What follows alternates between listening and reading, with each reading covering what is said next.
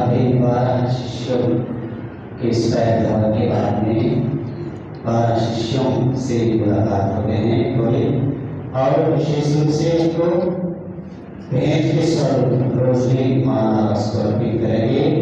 ये रोजरी माला पारिवारिक प्रार्थना में लोग मदद करें, परिवार में माता पिता और बच्चे मिलकर के माँ मरियम की मदद द्वारा ईश्वर के सुनाई को सुनने के लिए परिवार की प्रार्थना में सम्मिलित हों। इसलिए ये रोजरी माला 12 शिष्यों को भेंट करते हैं।